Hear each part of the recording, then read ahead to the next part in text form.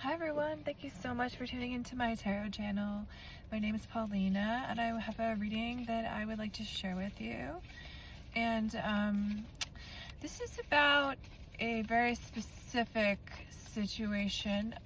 This is about someone who you are or maybe had interest or connection with at one time, who remains with a karmic partner. And I know that's a common theme in tarot readings, but I thought I'd try my hand at it because it seems to I keep getting readings about that, and I don't know what it means for me because I like to look at a lot of readings on the internet of other readers.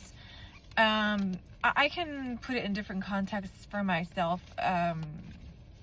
I'm single right now, but it is meant for you. So I hope that you'll enjoy it. It's from my guides, from your guides, from my higher self, and from God, and Mother Mary is someone I connect with a lot. So a lot of all that energy, and Jesus, sorry, definitely will be in there. And some Buddha stuff. I do a lot of Buddha visualizations and maybe even some Saint Michael stuff, just to get you on the I believe a lot that the subconscious will come through in these readings, and those are some of the sort of spiritual figures that I talk to a lot. Even, also Krishna. I'm sorry, that's kind of a lot. Krishna's story is very similar to, or a lot of the Hindu gods, but Krishna in particular is similar to Jesus, so I find it interesting to compare and contrast. Okay, so I've also been reading about the Kabbalah. Sorry, I don't want to hit all the religions. I don't want you to think I'm I'm specifically not mentioning the Quran, but I have read the Quran, and I think there's beautiful things about all religions. But I have been listening to some Mourner's Kaddish, which I know is not, I'm not Jewish, but someone I knew who was Jewish passed away, so I learned about it, and I'm doing some grieving. So I have been listening to that, even though I know it's supposed to be done in a group. I don't have a group, so I just kind of is healing. I don't know why I'm mentioning that there may be something about this connection here that is biblical, that is hero's journey-esque with what I mentioned, Jesus and Krishna. Maybe something mothering about this connection in terms of both people mothering each other. There may be a lot of secrets I'm picking up, and there may be a lot of confusion here. And I'm specifically not trying to think of any of the situations in my life. I'm just going to let what comes through comes through. So the first card is, this card is meant to be just the general situation. It's about control. This person could be a Taurus. They could also be an Aquarius, or need stability in their lives. And you also may be someone who struggles with control because of lack of stability, really. And also, you talked to each other a lot about your instability. I'm sorry, it sounds basic, but I'm just I'm doing a lot of numerology and adding up numbers and thinking of their meanings. And also, you both encouraged individuality in each other, and there was a stubbornness of each person being maybe too unique to even, maybe it was a competition of who's the most unique at certain points. And maybe that's what started the relationship, that you were both like, oh, I love this maverick energy that this person has. Maverick. Maybe you watch a lot of movies together, like Top Gun. That's from Top Gun, Maverick. I'm just gonna pull a bunch of cards and do it that way today. And maybe you Ooh. I'm getting that this person has like there's a lot of humor when things were better in the dynamic, like things you were funny with each other, and maybe you both really liked watching TV together or talking about stupid shit like TV. Like maybe you both use television or movies as ways to like not only escape but to process stuff, trauma, feelings. Okay, so I got our bunch of cards and I'm going to do it this way today. Okay, so the next card is the Ten of Wands. So there had to be an ending here,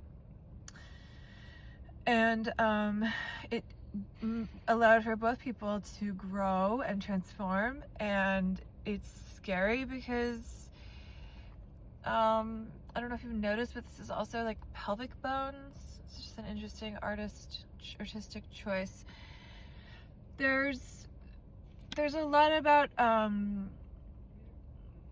maybe like that whole region, like the I think it's the root chakra, which is below the solar plexus. So that would be like the bowels and like below the gut chakra. So like where the pelvic and sorry, I'm just waiting for these annoying people to leave. There might be like annoying people around both of you. Like, I'm sorry, this is coming out funny. You might both have like, I try to take whatever comes into the reading as being part of the reading, meaning reflecting the energy of the reading. And there were these like people who like wouldn't like get away from my car when there's like a full parking lot. I don't know if they're fascinated by me or wondering what I was doing, but anyway. Maybe you both like put the spotlight on each other. I was gonna mention the pelvic region. This could have been like I want to relate it to how Scorpio rules that region and the bowels and the sort of gastrointestinal tract, but also like the sexual organs and the rectum. It's all ruled by Scorpio.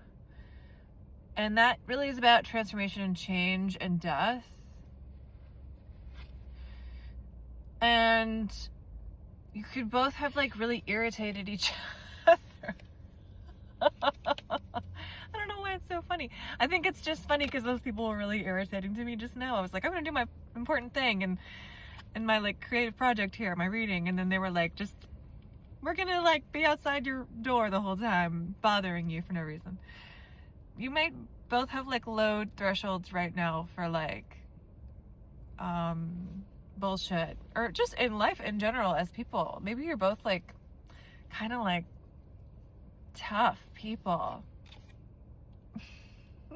But I'm getting that this ending brought selfhood with and change, and it brought ways for each person to transform. And we got another butterfly here, 10 of Cups. So this is about like emotional fulfillments. Traditionally it shows like really, I think it's a family under a rainbow.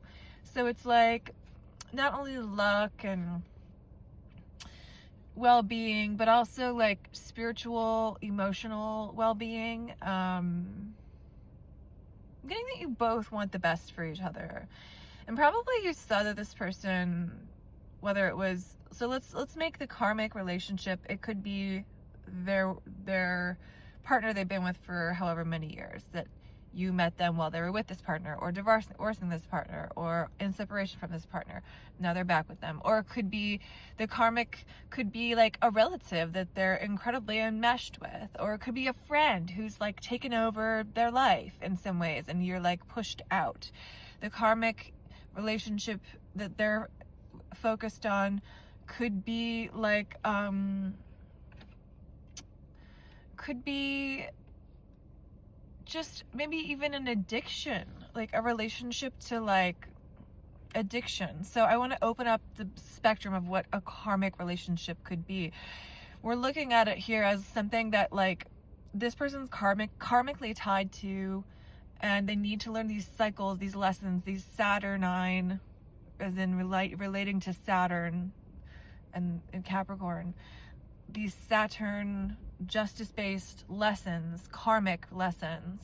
They need to learn these and go through these with these other people.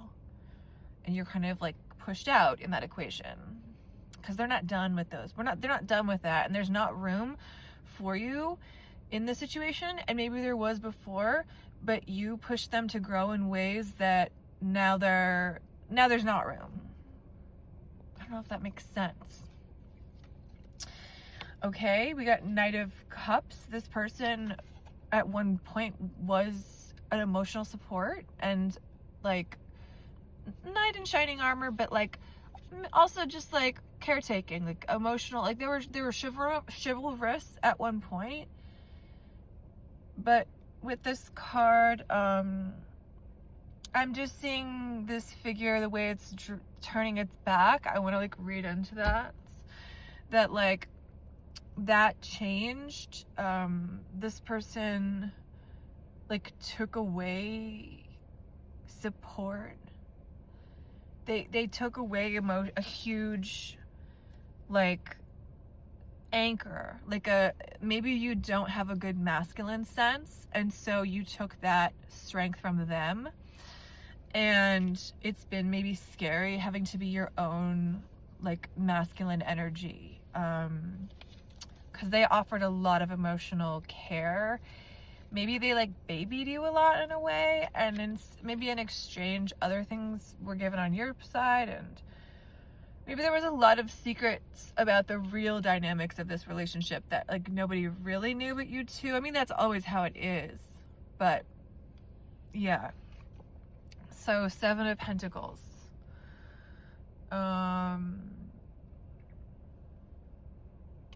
You had to, I always like to read into this specific illustration of the artist. See how there's like this cage here?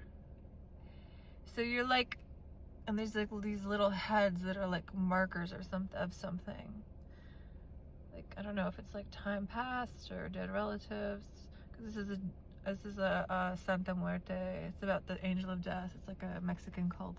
It's a Santa Muerte deck. Anyway, just to explain the skulls and skeletons. Muertos. Says does it say Dia de los Muertos? I don't know what it says. Something muertos up above. I'm getting with this that it also looks like an abacus, the way that it's like like an old thing that people used to count, like in Aztec or Arabic, or like just there's different like ways, markers to count money, or to count. Basically, it would be like beads on rods. It's like an ancient form of marking money. Anyway, you left because you wanted to build your own financial garden. Maybe you're like broke right now, or like money is like really important to you, and you are realizing the choices that you have. And maybe before you were like in this illusion that you couldn't make money, and now you're like, I could do this, or I could do this, I could do this, or I could do this. And maybe you're someone of many talents, and it's been hard to pin down what you really want to do. I want to attribute that to some inner child wounds that led you to this relationship. So my guides are showing me that like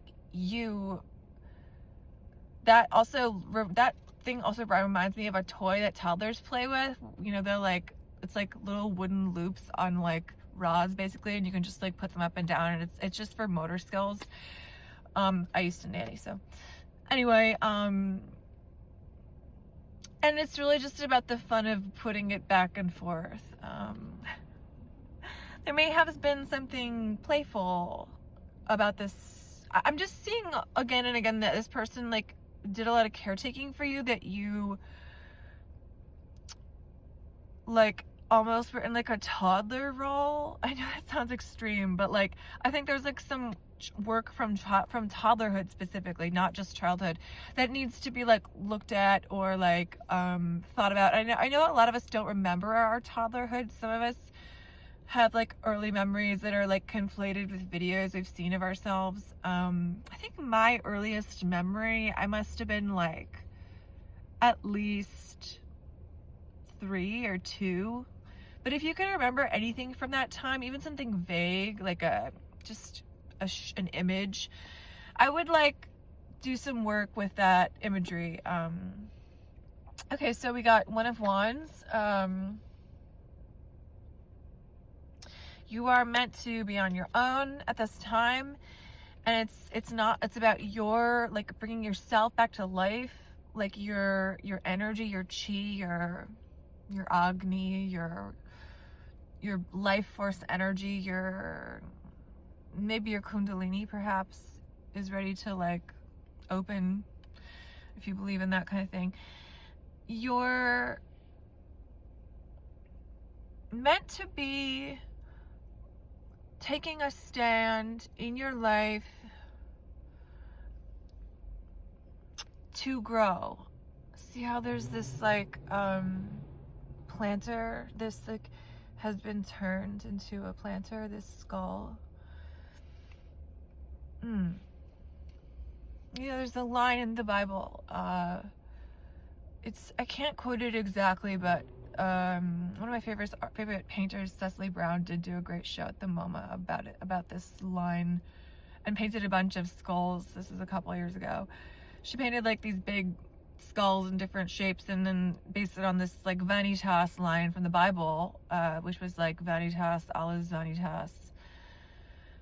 And that has been used in art history a couple of different ways. The Holbein painting that has like this skewed rug that looks, if you look at it closely, it's actually it's called, the painting is called The Ambassadors. It's actually a skull that's like skewed, but it looks like a rug, but only if it's like a perceptual not illusion, I guess trompe l'oeil. But anyway, it's really meant to be that like just putting those two things next to each other, like juxtaposing like worldliness with death, which I think is interesting. But the vanitas in the Bible is really just that when it says like all is vanity, I like to think about like that as meaning that like the real truth of this existence is beyond, because you know vanitas in art is the skull, like a traditional like tableau, like a still life involving a skull. It's obviously bluntly about our mortality, but it's also just, you know, the monks shave their heads. This used to offend me when I was younger because I have alopecia, and I'm now growing hair back, but have struggled with it for a long time, and have grown hair and lost hair and then was bald for 20 years, or no, 18 years, which is a really long time. But anyway, no eyebrows, no eyelashes, nothing. But we had a family friend that was like a monk, and I said like, why do they shave their heads? And they said it was to take away from the image, you know, to like just remind ourselves that like, you know, the hair and the like, it's part of this like sort of superficial like self we've created. At the time I was like so caught up in my own like pain that I was like, you're saying bald people are ugly or something? I don't know. But like really the greater meaning there is that like, yeah, we're like on TikTok and there's like so many beautiful people, but like the greater cooler thing about TikTok is you can see a lot of human suffering that goes deeper than an image.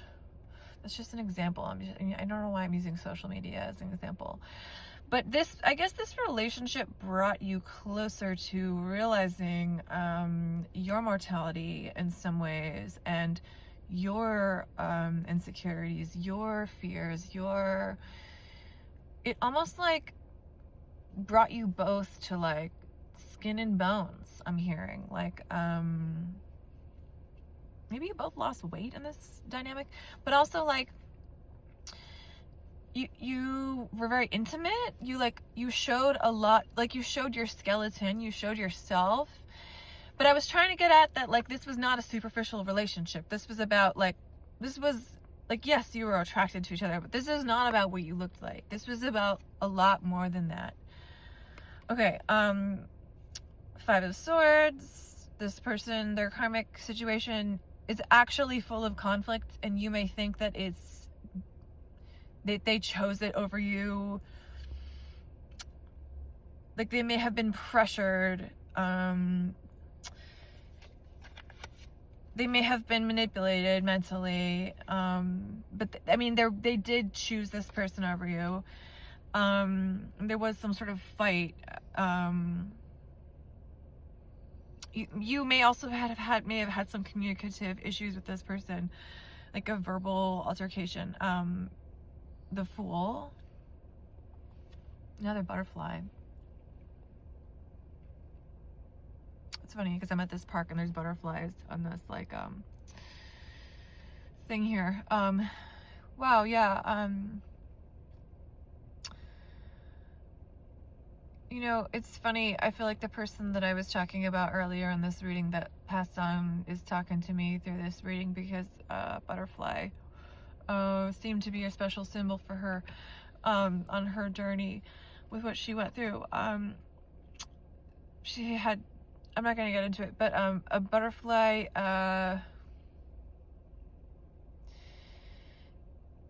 the Fool holding a butterfly is like different than the traditional image, and it just alludes to like, and here he's also has a white candle instead of a white dog, which is really interesting. Like, this is the time to start from zero.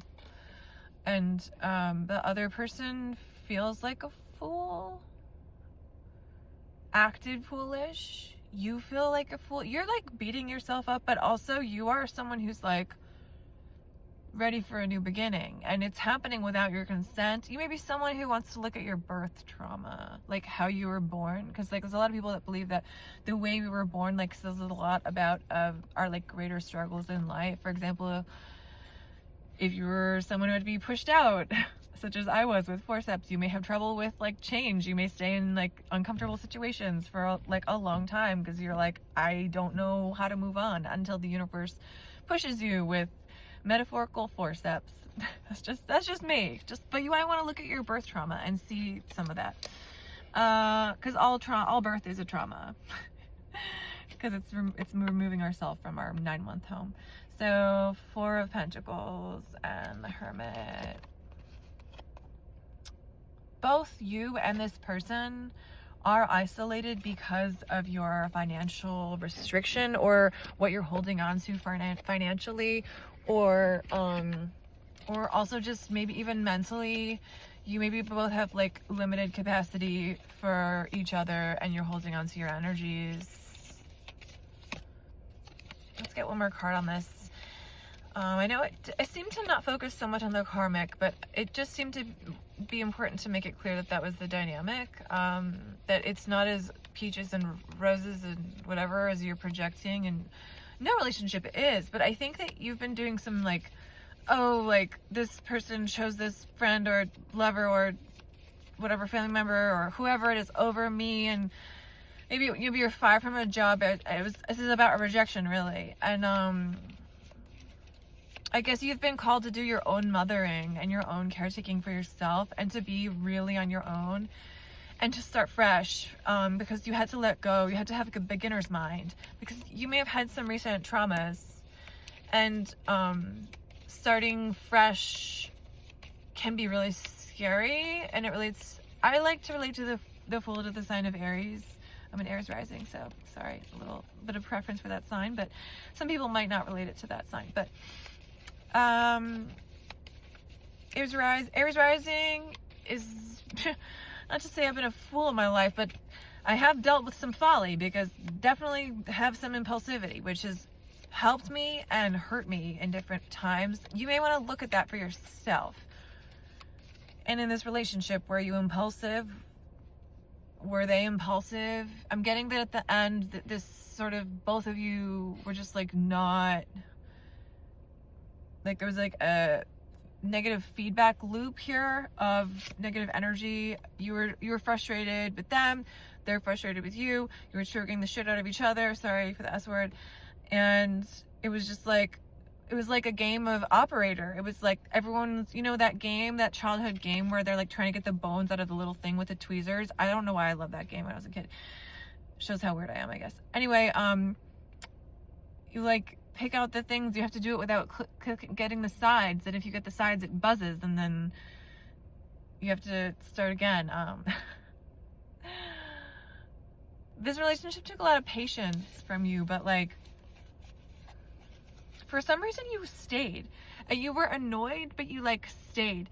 Maybe this has to do with like, you were like, I'm gonna get them to like choose me over this addiction, other person, other lover, other friendship, other family member, whatever their connection was that's keeping you apart. You were like, I'm gonna get them to pick me. And because I'm different, because I'm special, because this has to do with, again, your toddler issues. Like somehow in your maybe there was like a new child brought in during your childhood. Maybe you had other siblings come maybe really quickly after your birth, and you were like, where's my toddlerhood? Or like maybe toddlerhood was like, some people have like really hard terrible twos. Maybe individuation, that like moment was like intense for you. Okay, so six, is this Six of Swords? I can't even, yeah, Six of Swords. This is like a sad, like going away card, like moving away from what's no longer working towards something else. It's a kind of a bummer card. I always think of it as someone going down the river Styx, which, if you don't know, is the ancient river of the dead that leads to Hades. I mean, that leads to hell, sorry. Okay, I'm gonna try to have this be our final card, Five of Cups. This whole situation has to do with like your disappointments, your mental disappointments and communicative disappointments, your trouble. You can't handle change. Who can? But the Five is about change and communication, and but, you know, the Five can also be, let's read it as this, that could be the fifth house, having to do with maybe this other person had like short affairs that you didn't know about, or this person could have been a short affair, or this relationship could have been a short, like because I think of the fifth house as Leo, which can be about romance, but it can also be about like sort of like those quick romances, like a one-night stand or something, unfortunately. The fifth house can also be about children, can be about you know, artistry, childhood in general. I'm just thinking of the sign of Leo, but more specifically the fifth house in general. The fifth house can be in some sense about animalism, so that keeps coming up in my readings. It's really interesting, but I think that this could be a good time to like connect with an animal. Maybe you have a dog and spend time like just observing their behavior, and training with their behavior, getting in tune with their behavior, like knowing when they have to go to the bathroom, knowing like when they don't want to be touched and it's too much stimulus, or when they need that touch. You may think that these are small things, but that puts us in tune with ourselves in a different way because we are animals. And I'm getting that this person may have acted animalistically at the end and you felt like very hurt, but really this was all for the best, because you need to realize that like all relationships are eternal, and love never dies. That doesn't mean we need to stay with toxic situations. We don't need to like fight for our place in someone else's life, and really that is I want to say that's idolatry. Well, I don't know if I'm the best person to talk about that, because I'm basically a Catholic, and Catholics are basically pagans, I want to say, because there's all these saints, and I am getting that I want to talk about quickly the story of Saint Bernadette. To be a little denominational here, but like, she had asthma, and she like was healed at this well because she saw a vision of Mary. And I'm getting that this relationship, it was very healing. I keep getting the mother image, like this person mothered you. You may have like an emotionally withdrawn mother who has like trauma, and you were always looking for that, and this like male figure, I'm seeing a male specifically, brought that mothering to you, and then for their own reasons basically had to tend to their own shit basically, and was like, okay, I have to like, they withdrew because they were like, they have a lot of stuff going on with this like other karmic situation, and you can't be around for them to heal that, and it sucks. And if this is an addiction, I recommend that you get into Al-Anon, or if you're the person who's the addict, I recommend you get into AA. Yeah, and I'm thinking the quote, I keep thinking, what is the sound of one hand clapping? I know it's like a basic koan, but I've been thinking of it for like 6 months. And it's like an old Zen koan, and it's not meant to be taken literally, but I think a lot of people read it as like a lonely koan, but I read it as like, you are meaningful on your own. And I relate it also to, if a tree falls in the forest, can you hear it? Like, just because you're not like connecting, maybe you are very isolated, maybe you're not like dating, maybe you've had to like leave some friendships or like some familial situation, you're still a voice. And it may be God's wish that you are on your own to find that voice. And unfortunately, as painful as it is, you can't take this person with you right now. And I recommend a video by Teal Swan called Accept It. It's an old video she made, but it will help you accept the situation. I think it's called literally just Accept It, and then it has like a subtitle, and or maybe Acceptance. And I think she has like her hair braided in it. I don't know, I've watched it a million times. I'm a huge fan of hers, even with the controversy, and I talked to her years ago. But yeah, so this is a time of radical acceptance, and it's incredibly hard, and I'm with you. And it's so basic, but with every closed door a window is opening for us. So I cheers my nightly coffee to you, and thanks for tuning in. If you got this far, probably no one watched this video. I know people only watch like the first couple minutes, but I know there is a random person here and there who really needs it. So if you did tune in, thanks for chilling with me. And if you're interested, I do private readings, and you can message me or email me. I'll put my info somewhere, and you can reach out. Have a great day.